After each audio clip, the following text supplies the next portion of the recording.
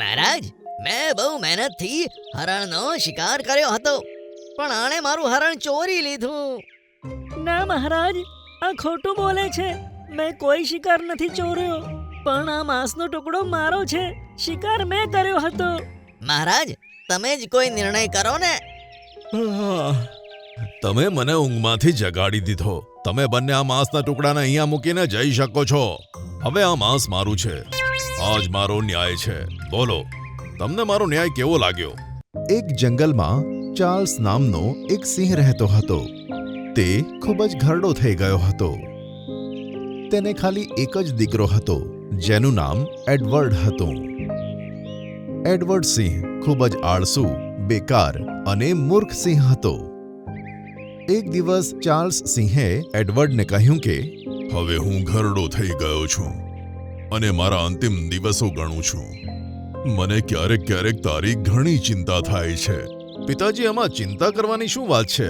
તમારા પછી હું જ તો આ જંગલનો રાજા બનવાનો છું. હા, જાણું છું. મને એ વાતની જ તો ચિંતા રહે છે.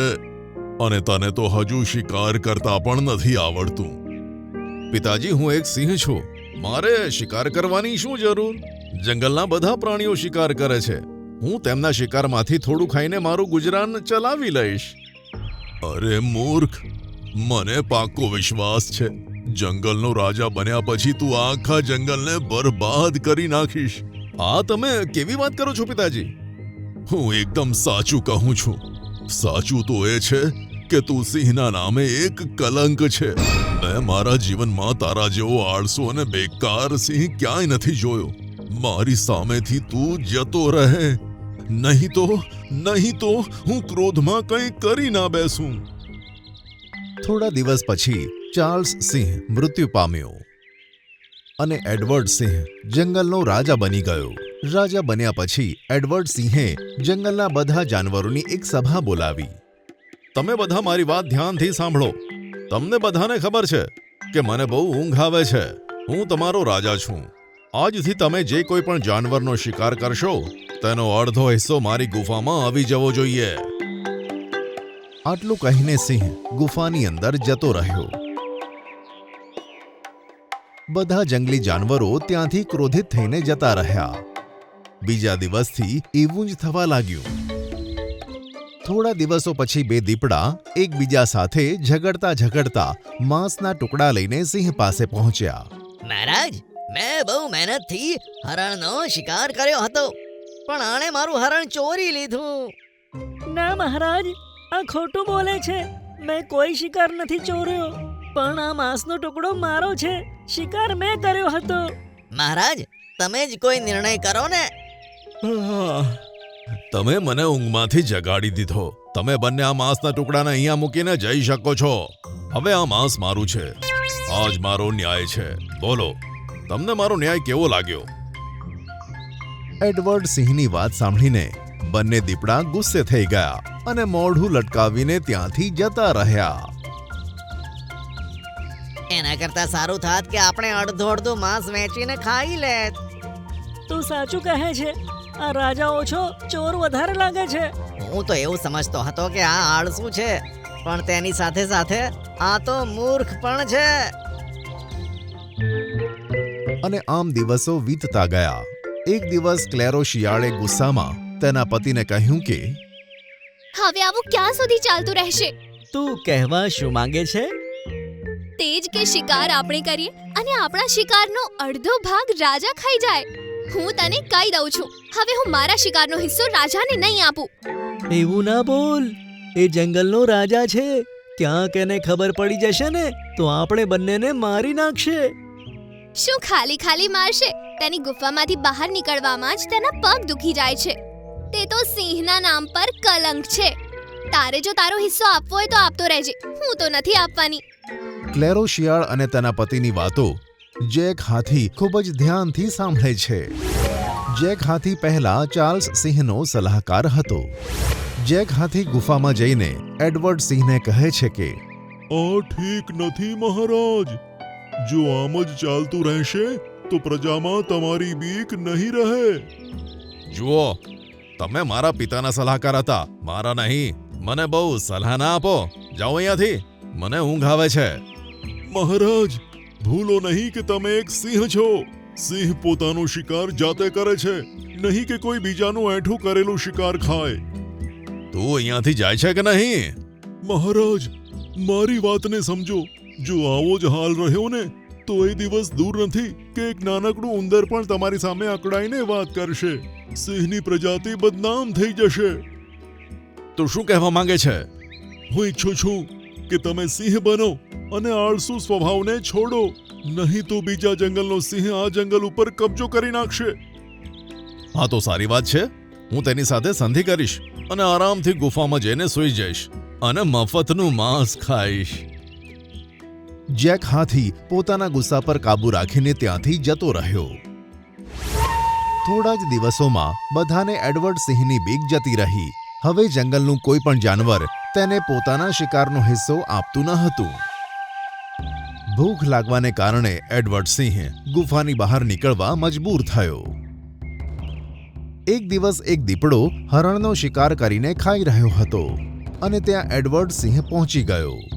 એ દીપડા, તને મારા આદેશની ખબર નથી? તે મારો હિસ્સો મારી ગુફા સુધી કેમ ના પહોંચાડ્યો? ભૂલ થઈ મહારાજ, હવેથી પહોંચાડી દઈશ. હવે જા અહીંયાથી. તારી સજા એ છે કે હવે આખું માંસ હું જ ખાઈશ. એડવર્ડ સિંહ માંસનો ટુકડો લઈને ત્યાંથી જતો રહ્યો. મારો શિકાર પડાવતા અને શરમ ના આવી આળસુ રાજાને. તે સૂતો હશે ને ત્યારે હુમલો કરીને તેને મારી નાખીશ. બધા જાનવર શાંતિનો શ્વાસ લે છે. કલંક છે આ. માંસનો ટુકડો લઈ જતો એડવર્ડ સિંહ મનમાં ને મનમાં કહે છે કે આ હરણના માંસને તો હું તળાવને કિનારે બેસીને ખાઈશ. મારે ખાધા પછી પાણી પણ તો પીવાનું છે, નહીં તો આળસમાં મને ઘણા દિવસ સુધી તરસ્યા રહેવું પડશે. તળાવને કિનારે બેસીને એડવર્ડ સિંહ હરણના માંસને ખાવાનો જ હતો કે ત્યાં હરણનું માંસ તળાવમાં પડી ગયું. અરે અરે અરે, આ શું થયું? માંસનો ટુકડો તળાવમાં પડી ગયો. ઘણી મુશ્કેલીથી માંસ મળ્યું હતું. હું તો ભૂખે મરી જઈશ. એડવર્ડ સિંહે આવું કહ્યું જ હતું કે ત્યાં તળાવનું પાણી ખરાબ રીતે ઉકળવા માંડ્યું અને જોત જોતામાં તેમાંથી ગરમ ગરમ વરાળ નીકળવા માંડી. તે વરાળમાંથી એક સુંદર સ્ત્રી બહાર આવીને એડવર્ડ સાથે વાત કરે છે. મારા તળાવમાં માંસનો ટુકડો નાખવાની તારી હિંમત કેવી રીતે થઈ?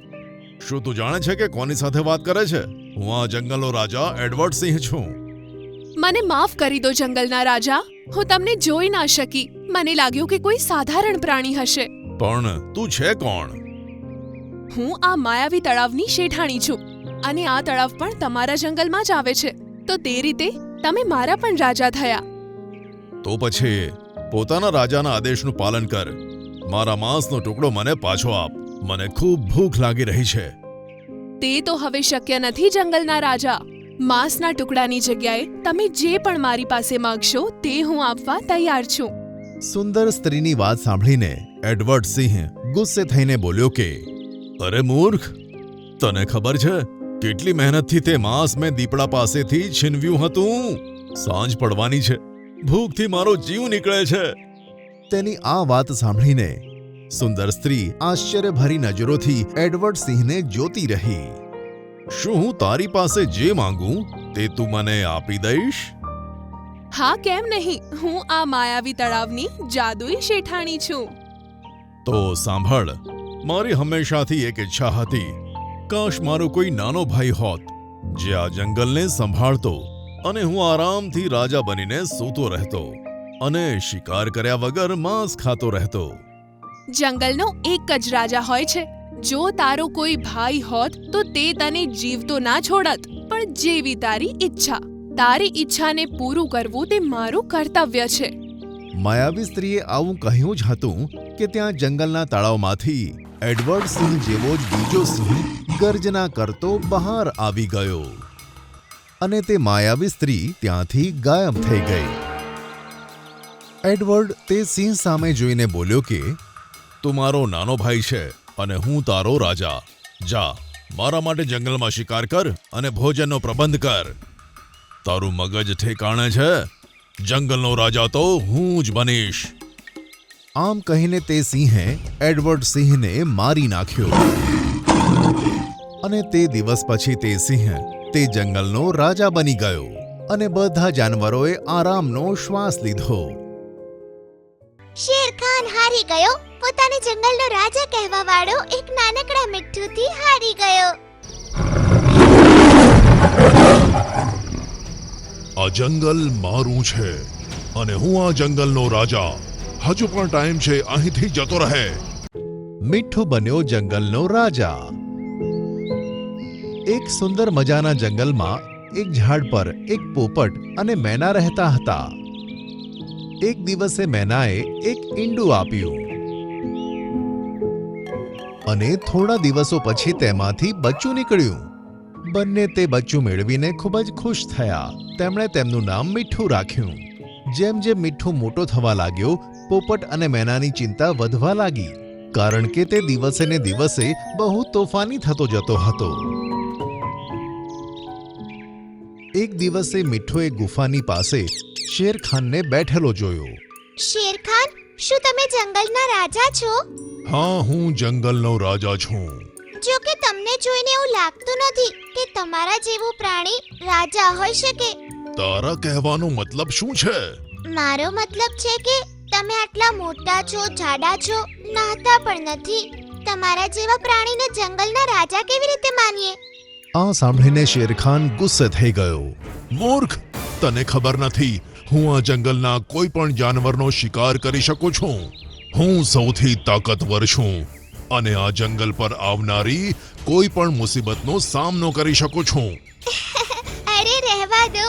જો સાચે તમે કોઈ પણ પ્રાણીનો શિકાર કરી શકો છો તો મારો શિકાર કરીને દેખાડો. આ સાંભળીને શેરખાનના ગુસ્સાનો તો પાર જ ન રહ્યો. તેણે મીઠું ઉપર પંજો માર્યો, પણ મીઠું ઉપર ઉડ્યો અને તે જ પંજો શેરખાનના કાન પર વાગ્યો. પછી તેણે ગુસ્સામાં પંજો હવામાં ફેરવ્યો તો તે પણ તેના બીજા કાન પર વાગ્યો. કેમ મહારાજ, હવે મજા આવે છે ને? તેમની વચ્ચે ઘર્ષણ બીજા જાનવરો પણ જોતા હતા. શેરખાનને ખૂબ જ ખરાબ લાગી રહ્યું હતું. તેણે ગુસ્સામાં આવીને એક પંજો વધુ ચલાવ્યો, પણ આ વખતે તે પંજો તેની આંખ પર જઈને વાગ્યો. શેરખાન હારી ગયો. પોતાને જંગલનો રાજા કહેવા વાળો એક નાનકડા મિઠ્ઠુથી હારી ગયો. પોતાનું આ અપમાન શેરખાનને સહન ન થયું. બધા જાનવર તેને જ જોતા હતા. તે ચૂપચાપ ઉઠીને ત્યાંથી જતો રહ્યો અને મીઠું અભિમાનમાં આવીને વધારે જોરથી અવાજ કરવા લાગ્યો. મીઠું ખુશ થઈને બોલ્યો, શેરખાન જતો રહ્યો. આજથી હું છું જંગલનો રાજા. તું એવું વિચારી પણ કેવી રીતે શકે છે કે તું શેરખાનની જગ્યા લઈ શકે છે? હા? તે જોયું નહીં મેં શેરખાનને કેવો ભગાડી દીધો? એ મારી સાથે ના લડી શક્યો. અરે તે ભાગ્યા નથી, ક્યાંક જતા રહ્યા છે. એ જે પણ હોય, આજથી તમે લોકો મને જ રાજા માનશો. નહીં તો હું પણ તમને એ જ રીતે હેરાન કરીશ જે રીતે મેં શેરખાનને કર્યો. પછી તમારે પણ જંગલ છોડીને જવું પડશે. આ સાંભળીને કોઈ કશું જ ન બોલ્યું. તે દિવસ પછી તે બધા જાનવરોને હેરાન કરતો. તેનાથી પીછો છોડાવવા બધા તેને રાજા કહી દેતા. તેથી તે ખુશ થતો. મીઠું બેટા, ભલે તું ફૂર્તીલો છે અને ઝડપથી ઉડી શકે છે, પણ પોતાની જાતને રાજા માનીને તું ઠીક નથી કરી રહ્યો. મીઠું, મારી વાત માન અને જંગલના પ્રાણીઓને હેરાન કરવાનું મૂકી દે. તું રાજા બનવાને લાયક નથી. હું જંગલનો રાજા છું અને રહીશ. કહીને મીઠુએ તેમની વાત ના માની અને પછી ઉડી ગયો. તેને એમ હતું કે તેણે રાજાને હરાવ્યો છે અને પોતે જંગલનો રાજા છે. આ ખબર બાજુના જંગલમાં રહેતા એક ચીતાને મળી. તે ખુશ થઈ ગયો અને તેના મિત્ર ચીલને બોલાવીને કહે છે, સાંભળ્યું છે કે શેરખાને જંગલ છોડી દીધું છે અને તેની જગ્યાએ એક નાનો પોપટ રાજા બનીને બેઠો છે. હા, સાંભળ્યું તો એ જ છે. તો પછી મારો તે જંગલ ઉપર કબજો કરવાનો સરસ મોકો છે.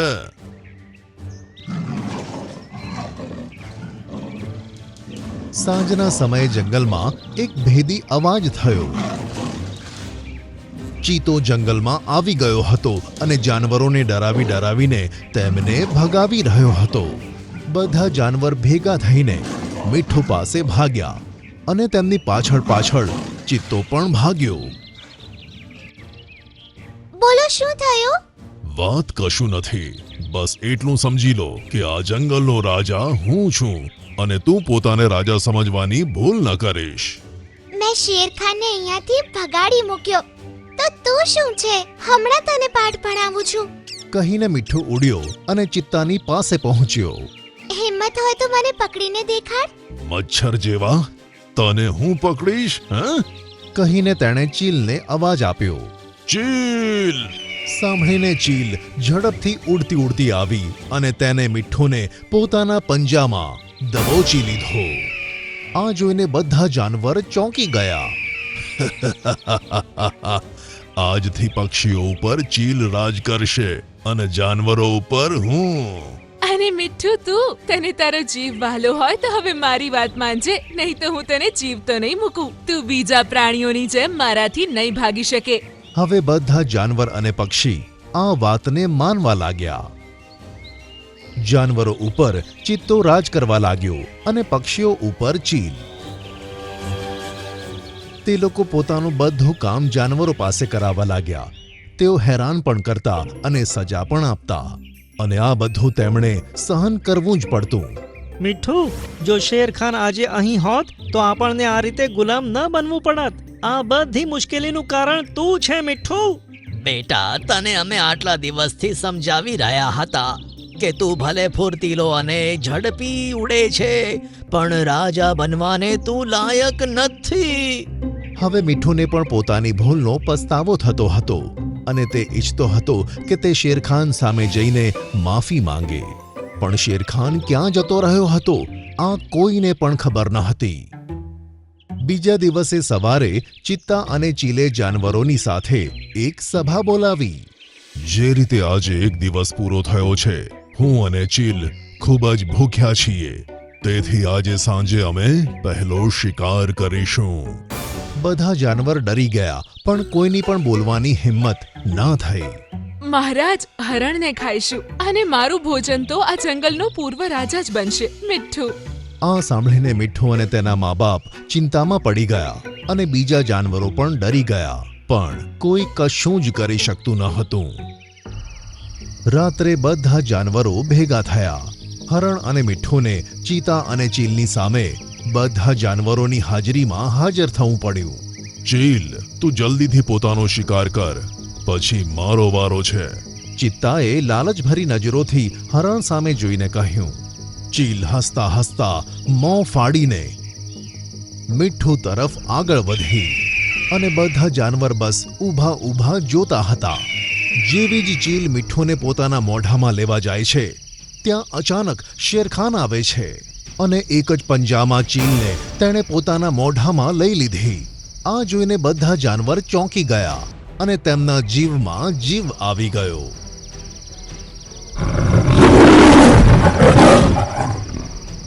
આ જંગલ મારું છે અને હું આ જંગલનો રાજા. હજુ પણ ટાઈમ છે, અહીંથી જતો રહે. શેરખાન, હું તો એમ જ આ ચીલની ચઢામણીમાં આવી ગયો હતો. મને માફ કરી દો, હું મારા જંગલ પાછો જાઉં છું. કહીને ઝડપથી તે ત્યાંથી નાસી ગયો અને બધા જાનવર તેને જોઈને જોરથી હસવા લાગ્યા અને આનંદ મનાવવા લાગ્યા. શેરખાન, મને માફ કરી દો. ખરેખર ખાલી તમે જ છો જે રાજા બનવાને લાયક છો. આ સાંભળીને શેરખાન અને બીજા બધા જાનવરો પણ ખુશ થયા. મીઠુના માતા પિતા પણ ખુશ થયા એ જાણીને કે મીઠુને બુદ્ધિ આવી ગઈ. અને પછી શેરખાન ફરીથી જંગલ પર રાજ કરવા લાગ્યો અને બધા જાનવર જંગલમાં આરામથી ખુશી રહેવા લાગ્યા.